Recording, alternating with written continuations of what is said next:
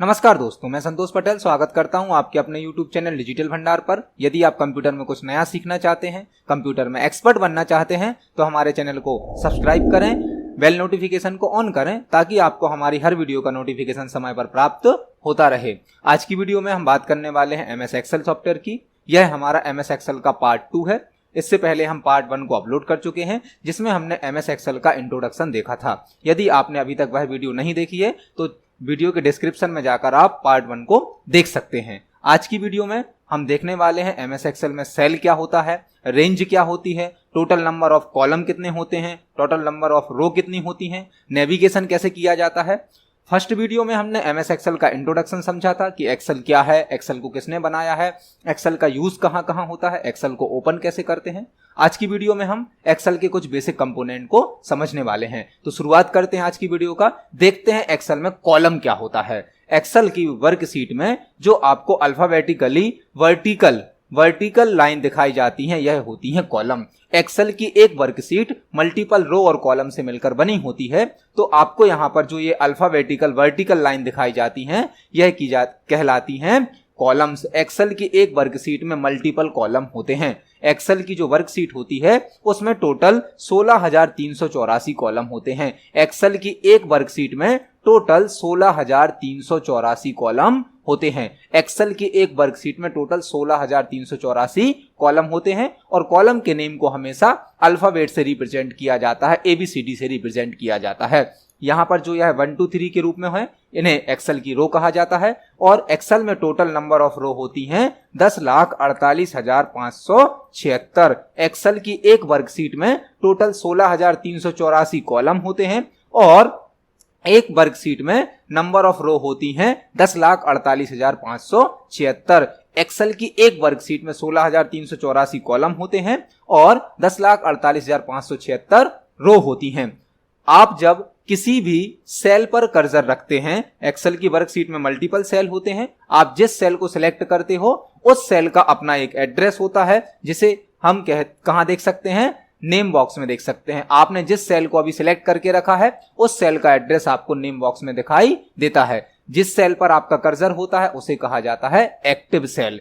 Excel में आपका cursor जिस सेल पर होता है, आप जिस सेल को सिलेक्ट करके रखते हैं उसे कहा जाता है एक्टिव सेल। एक्टिव सेल का मतलब क्या होता है, आप जो भी अभी टेक्स्ट टाइप करेंगे वह इसी सेल में टाइप होगा। फॉर एग्जांपल मैंने यहां पर टेक्स्ट टाइप किया तो आप देख सकते हैं जिस सेल पर मेरा कर्सर था उसी सेल पर मेरा टेक्स्ट टाइप हुआ है। हर सेल का अपना एक एड्रेस होता है और आप सेल के एड्रेस को नेम बॉक्स में देख सकते हो। तो एक्सेल में जो कॉलम होते हैं उन्हें अल्फाबेट से रिप्रेजेंट किया जाता है, रो को नंबर से रिप्रेजेंट किया जाता है। टोटल नंबर ऑफ कॉलम होते हैं 16,384। टोटल नंबर ऑफ रो होती हैं 10,48,576। जब एक रो और कॉलम मिलती है तो सेल बनता है। सेल को बॉक्स के रूप में रिप्रेजेंट किया जाता है जो कि एक रो और कॉलम को मिलाकर बनाया जाता है। हर सेल का अपना एक एड्रेस होता है जिसे हम नेम बॉक्स में देख सकते हैं। आप जो भी टेक्स्ट टाइप करते हैं वह हमेशा एक्टिव सेल में ही टाइप होता है। यदि आप एक सेल से दूसरे सेल पर जाना चाहते हैं तो आप कीबोर्ड में एरो की का, नेविगेशन की का यूज कर सकते हैं। लेफ्ट, राइट, अप, डाउन, आपकी कीबोर्ड में जो एरो की होती हैं लेफ्ट, राइट, अप, डाउन, आप उनका यूज एक्सेल में एक सेल से दूसरे सेल पर जाने के लिए कर सकते हैं। एक्सेल में यदि आप वर्कशीट में नेविगेट करना चाहते हैं तो आप एरो की का यूज कर सकते हैं। यदि आपको राइट साइड में सेल को चेंज करना है तो आप टैब की का यूज कर सकते हैं। टैब की से आप एक सेल से दूसरे सेल पे जा सकते हैं, नेक्स्ट सेल पर। राइट साइड में यदि आपको एक सेल से दूसरे सेल पर जाना है तो टैब की का यूज कर सकते हैं। आपको प्रीवियस सेल पर आना है तो लेफ्ट एरो की का या शिफ्ट प्लस टैब का यूज कर सकते हैं। शिफ्ट प्लस टैब से भी आप प्रीवियस सेल पर आ सकते हैं और लेफ्ट वाली एरो की से भी आप प्रीवियस सेल पर आ सकते हैं। अभी हमारा कर्सर A1 सेल पर है। A मतलब कॉलम और 1 मतलब रो। जब भी किसी सेल का एड्रेस बनता है तो पहले उसमें कॉलम का नाम लिखा जाता है। एक्सेल में जब भी किसी सेल का एड्रेस बनता है तो पहले कॉलम का नाम आता है, देन उसके बाद रो का नाम आता है। फॉर एग्जाम्पल आपका कर्सर अभी इस सेल पर है, तो इस सेल का एड्रेस क्या पढ़ा जाएगा, पहले कॉलम देखा जाएगा, तो कॉलम कौन सा है हमारा, बी कॉलम है। फिर रो को देखेंगे हम, तो रो कौन सी है हमारी 2, मतलब इस सेल का एड्रेस क्या निकलेगा हमारा B2। यदि हम इस सेल को सिलेक्ट करेंगे तो हमारा एड्रेस होगा B2। फॉर एग्जाम्पल आपका कर्सर अभी इस सेल पर है, तो इस सेल का एड्रेस आप कैसे निकालेंगे, आपको पहले कॉलम को देखना है, तो कॉलम कौन सा है हमारा H, और फिर हम देखेंगे रो को, तो रो कौन सी है हमारी 8 नंबर की, तो इस सेल का एड्रेस क्या निकलेगा H8। आपको किसी भी सेल का एड्रेस जब निकालना है तो पहले आपको कॉलम का नाम लिखना है, देन उसके बाद आपको रो का नाम लिखना है, तभी आप सेल का एड्रेस सही लिख पाएंगे, सही देख पाएंगे।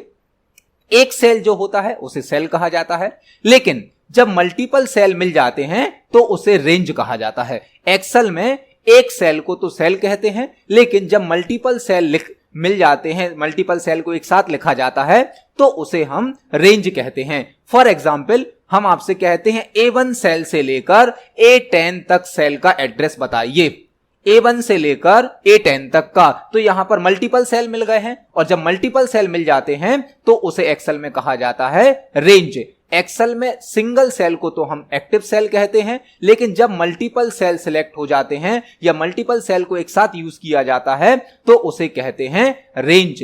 एक्सेल में जब मल्टीपल सेल मिल जाते हैं तो उसे क्या कहा जाता है, रेंज कहा जाता है। जैसे कि मैंने यहां से लेकर यहां तक इतने सेल सिलेक्ट कर लिए, अब इसकी रेंज क्या होगी, A1 से लेकर E6 तक, इसकी रेंज क्या बन जाएगी, A1 से लेकर E6 तक। यदि आप मल्टीपल सेल को सिलेक्ट करते हैं तो यहां पर हमारे पहले सेल का एड्रेस आता है, बीच में कॉलन सिंबल यूज किया जाता है, कॉलन सिंबल, और यहां पर लास्ट सेल का एड्रेस लिखा जाता है, इसे हम कहते हैं रेंज। एक्सेल में एक सेल को तो एक्टिव सेल या सिंगल सेल बोला जाता है, लेकिन जब मल्टीपल सेल मिल जाते हैं तो उसे हम क्या कहते हैं, एक रेंज कहते हैं, और रेंज को कॉलन सिंबल से रिप्रेजेंट किया जाता है। एक्सेल में जब भी रेंज लिखी जाती है तो रेंज के बीच में क्या लगाया जाता है, कॉलन सिंबल लगाया जाता है।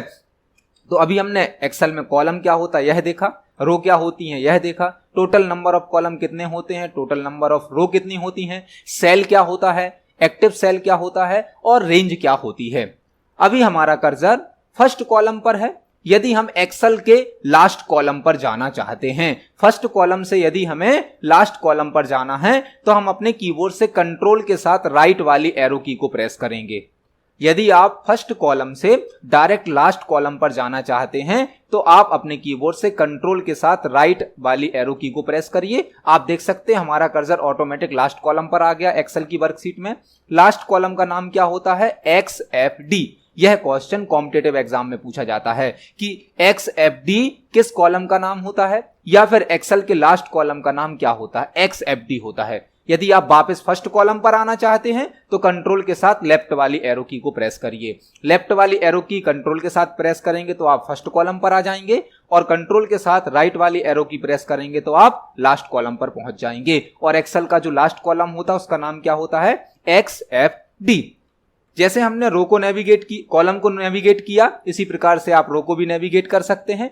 कॉलम को नेविगेट करने के लिए हमने कंट्रोल के साथ लेफ्ट और राइट एरो की का यूज किया था। रो को नेविगेट करने के लिए हम कंट्रोल के साथ अप और डाउन वाली एरो की को यूज करते हैं। अभी हमारा कर्सर फर्स्ट रो पर है, यदि हमें लास्ट रो पर जाना है तो हम कंट्रोल के साथ डाउन वाली एरो की को प्रेस करेंगे। जैसे ही मैंने कंट्रोल के साथ डाउन वाली एरो की को प्रेस किया, आप देख सकते हैं मैं ऑटोमेटिक लास्ट रो पर आ गया, और लास्ट रो का नंबर कितना होता है, 10,48,576। वापस मुझे यदि फर्स्ट रो पर जाना है तो मैं कंट्रोल के साथ अप वाली एरो की को प्रेस करूंगा और हम वापस फर्स्ट रो पर आ जाते हैं। तो यदि आपको लास्ट रो पर जाना है तो कंट्रोल के साथ डाउन एरो की को प्रेस करिए, और यदि आपको फर्स्ट रो पर वापस आना है तो आप कंट्रोल के साथ अप वाली एरो की को प्रेस कर सकते हैं।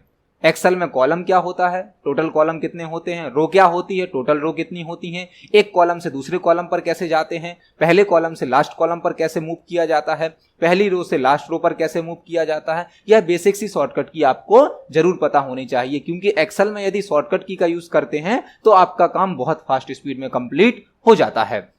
एक्सेल की जो फाइल होती है उसे हम वर्कबुक कहते हैं। अब हम देखने वाले हैं कि वर्कबुक को सेव कैसे किया जाता है। अभी हमने एक्सेल की वर्कबुक में कोई भी वर्क नहीं किया है, बट यदि हमें एक्सेल की वर्कबुक को सेव करना है तो तो हम कैसे कर सकते हैं। क्योंकि यह ट्यूटोरियल बिल्कुल बेसिक लेवल से बनाया गया है तो हम यहां पर यही भी देखेंगे कि एक्सेल की फाइल को किस प्रकार से सेव किया जाता है। फाइल को सेव करने के लिए आपके पास दो ऑप्शन होते हैं, या तो आप शॉर्टकट की से सेव कर सकते हैं या फिर आप स्टेप्स का यूज कर सकते हैं। तो यदि आप स्टेप्स का यूज करते हैं तो आपको फाइल मेनू पर जाना होता है, यहां पर आपको सेव ऑप्शन प्राप्त होता है। जैसे ही आप सेव ऑप्शन पर क्लिक करेंगे आपसे एक्सेल पूछता है कि आपको फाइल को कहां सेव करना है। फॉर एग्जांपल मुझे अपनी फाइल को डेस्कटॉप पर सेव करना है तो मैं डेस्कटॉप को सिलेक्ट करूंगा। आप किसी भी लोकेशन पे अपनी फाइल को सेव कर सकते हैं। यहां पर आपको अपनी फाइल का एक नाम देना होता है। एक्सेल बाय डिफॉल्ट आपकी फाइल को नाम देता है बुक 1। आप चाहें तो अपने हिसाब से कोई भी एक नाम अपनी फाइल को दे सकते हैं। फॉर एग्जाम्पल मैं इसको नाम दे देता हूं फर्स्ट बुक, क्योंकि यह मेरी फर्स्ट वर्क बुक है। तो मैंने इसको नाम दे दिया फर्स्ट बुक और सेव कर दिया।